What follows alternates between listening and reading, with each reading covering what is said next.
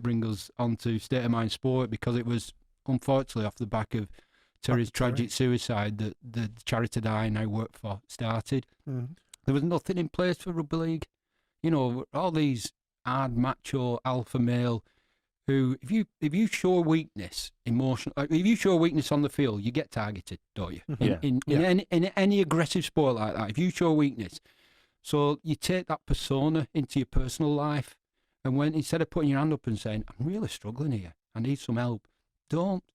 And you put all these masks up and wait, you know, and unfortunately nobody recognised Terry was waving a white flag when he got his 2-year ban for taking human growth hormone. Yeah. And it was a tragedy. But what it did was it gave rugby league a kick start to think, hang on a minute, we've got to get some of our house in order. And you know, two guys from the NHS who were the founders, Malcolm Ray and Phil Cooper, you know, big supporters of rugby league and mental health. You know, they started State of Mind Sport, and and I've been with them 4 years. You know, that was September 2010. That. So the ethos of State of Mind then is about players' welfare, sport welfare. It started off about emotional welfare. It started off about mental fitness and trying to break down the stigma that you know, men in particular have to be this alpha male. They have to be this everything to everybody. And you're not allowed to cry, you're not allowed to show weaknesses, you're not allowed to be vulnerable, and you have to be literally the man of the house and all what that entails. And we started off in rugby league, and now, God, they're in a sector we donate: schools, colleges, universities, prisons, blue light services. But it's not just about alpha males. You know, we went into Google before lockdown. You know, we go into very mixed audiences, but because it's a power of sport. The sport is a really good hook to get men listening about mental health and mental fitness. So it's a good hook, and because there's me and Jimmy Kitchens work together, there's Phil Vevers and Dan Sculthorpe, who are brilliant, who work together. There's Ian Knock, George Riley, and we have Joe Phillips, who's a female player, ex-player, and we try to normalise mental fitness.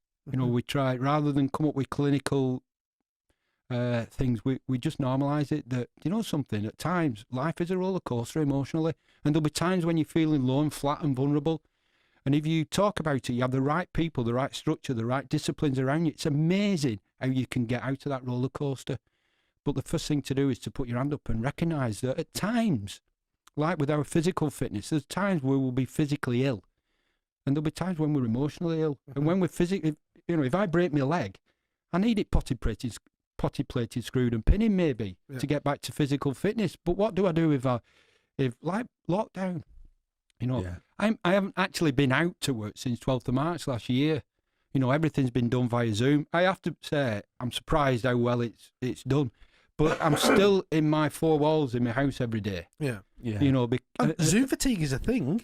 God, absolutely. And there's another word now called FOGO, the fear of going out, getting back to some normality, getting back into the workforce.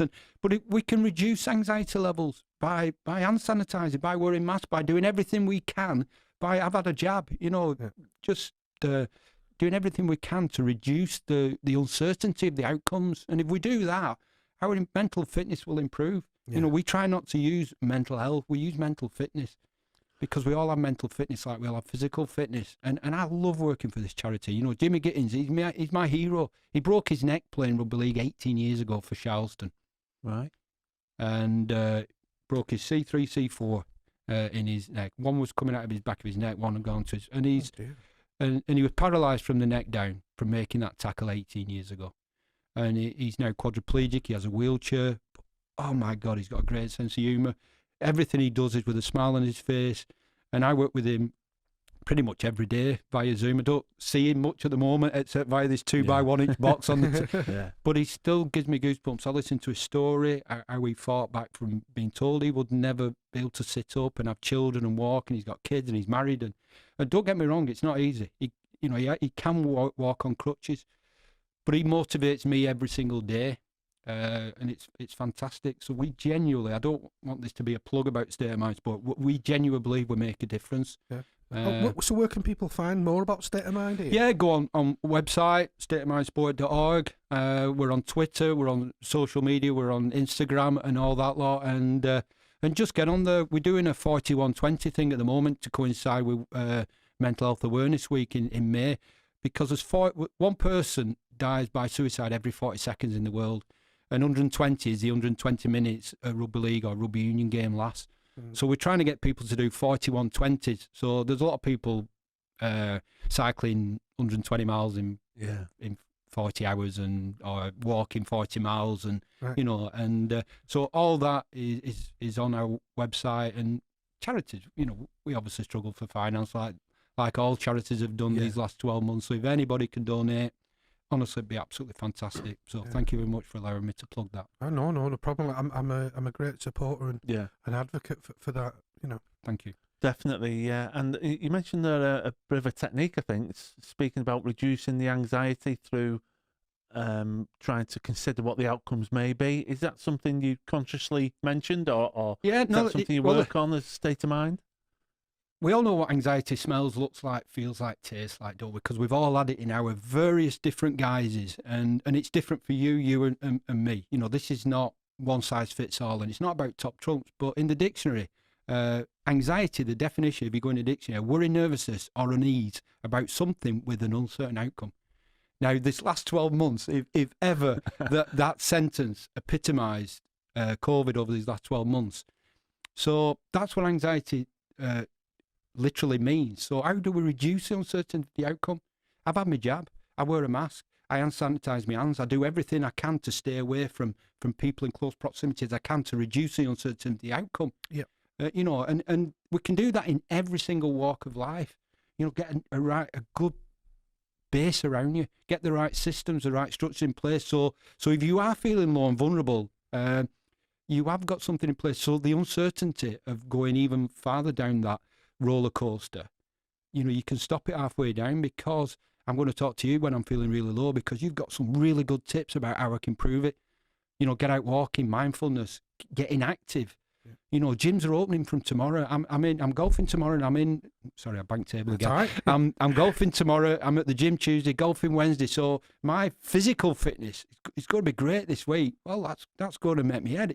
Just thinking of hitting a wedge into the first is making me smile. Exciting, Except when I pull it into the bunker, but that's another thing. But things like that, we can all do things to help ourselves. Yeah. Whether that's surrounding yourself with family, the right people, and it's great, and it's about embracing. And like I said, if I'd have known all this then, when I was a referee, oh man, would have helped you. Do you think you'd still be there now? Absolutely, I'd still be refereeing now. I'd have done 28 grand finals, 64 Challenge Cup finals, and 38 internationals, World Cups, you name it. Brilliant. And that's what we try to do. We work with referee societies to hopefully get the referees on board, how important it is, and also how important it is not to listen to people via social media, because they generally abusing the uniform, but unfortunately behind that uniform there's somebody that laughs, cries, bleeds and screams. And I think it's really important that when people are abusing the match official, it's not just the uniform. They will go home and they will feel incredibly low and incredibly anxious, hurt because possibly of your comments. So you're now getting to give the advice that you wish that you would had as a referee. Absolutely. And that support. Yeah, that's absolutely fantastic. It is, and maybe some of them things that we talked about, maybe that was the destiny to get me to where I am now. Everything happens for a reason, doesn't it? Everything happens for a reason, Yeah. And sometimes it's realizing that when a door closes, you've got another opportunity to open another door. Yeah. Rather than focusing, don't get me wrong, that whole Leeds game will always be there. But it wasn't a mistake, it was a lesson.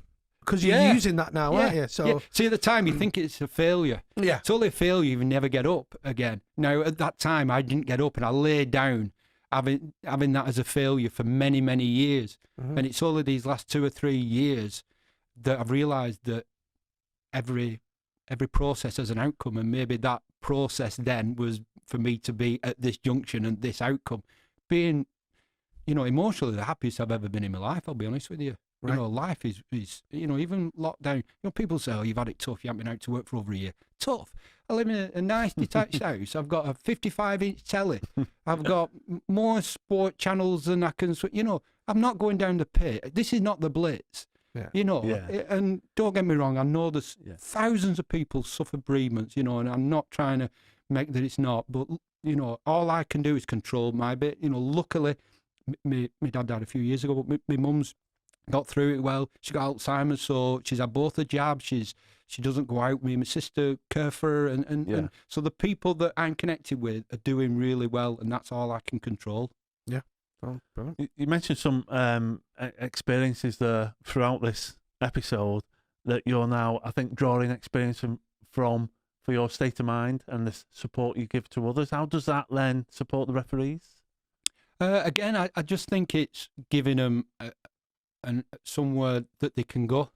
I know through Phil Cooper and State of Mind, we're trying to do a peer support type thing where they have somewhere they can phone up, but that's, you know, the amount of people that might not be easy to facilitate. Yeah. But just giving them their own self-aware, you know, so that if they are feeling low and vulnerable and anxious, what they can do about talking to the right people, about getting out and being active, about putting in perspective that they're not necessarily abusing you, the person, it's you, the uniform, and also they're coming from somewhere where they haven't got a clue what the rules are.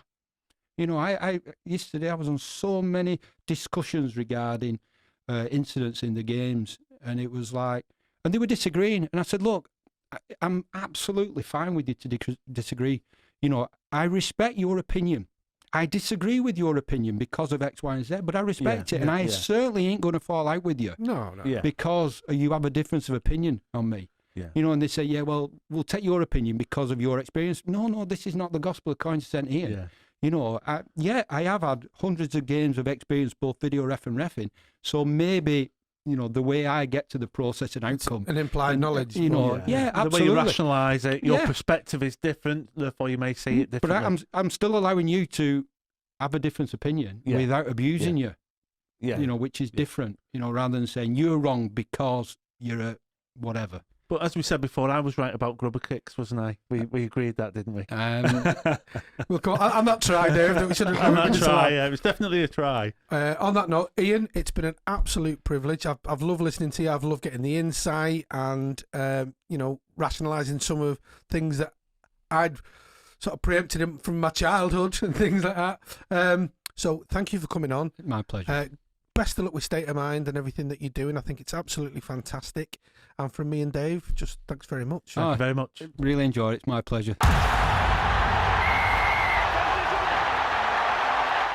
My name's Ian Smith, former Super League Rugby League referee, and you've just watched the Dockhouse Rugby Show. If you've liked what you've seen, please subscribe. Best wishes and keep watching.